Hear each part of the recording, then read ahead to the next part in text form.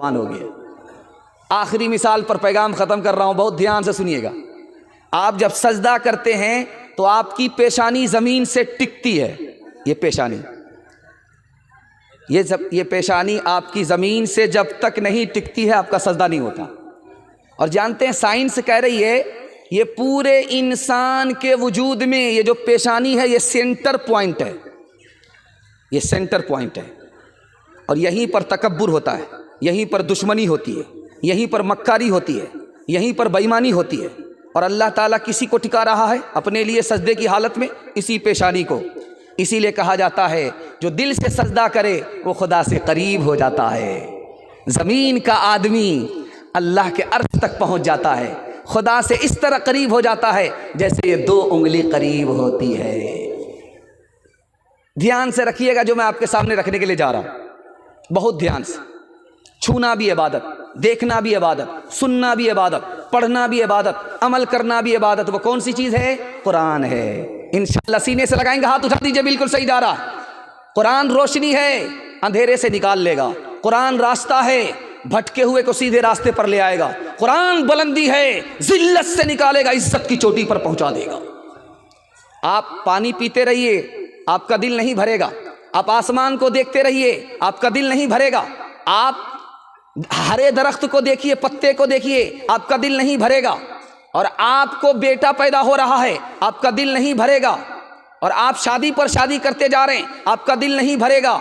اسی طرح ایک اور چیز ہے، اس کو آپ پڑھتے جائیے، دیکھتے جائیے، چھوتے جائیے، آپ کا دل نہیں بھرے گا، وہ قرآن ہے۔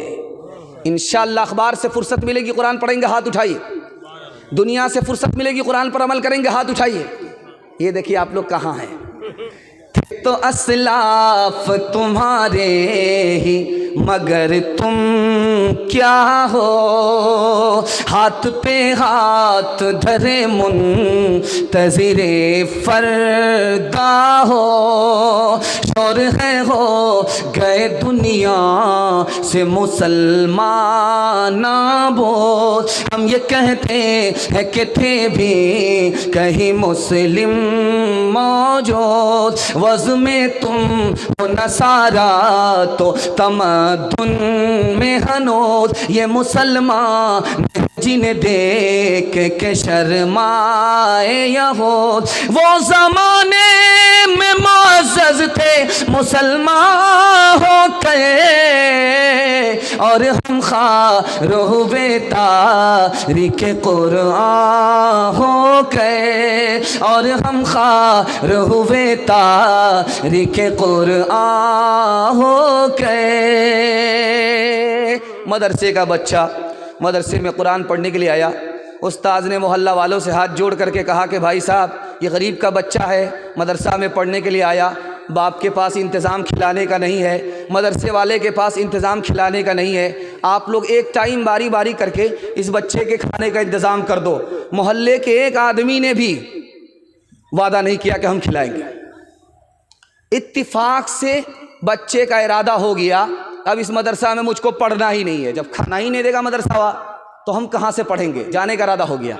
استاد نے کہا بیٹا جانے کی ضرورت نہیں ہے، کھلانے والا اوپر بیٹھا ہوا ہے، تو خدا کے بھروسے پڑھنے کے لیے تیار ہو جا۔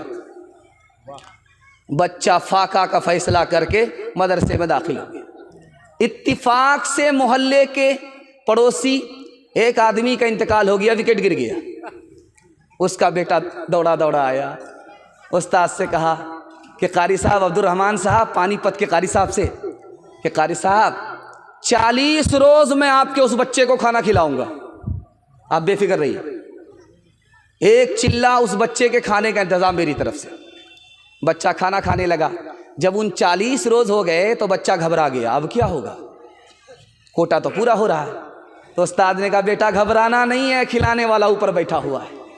اتنے ہی میں دوسرے کا وکٹ گر گیا، اب چلہ پورا کرنے لگا، اب ادھر 39 دن نہیں ہوئے کہ تیسرے کا وکٹ گر گیا۔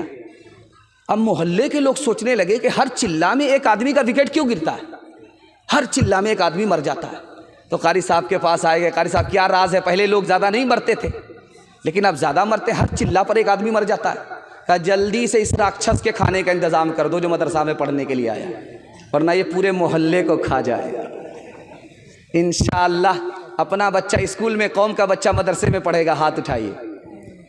खैर, आपका इम्तिहान मुकम्मल हम ले रहे हैं, आप जगह पर हैं कि नहीं हैं। ताकों में सजाया जाता हूँ,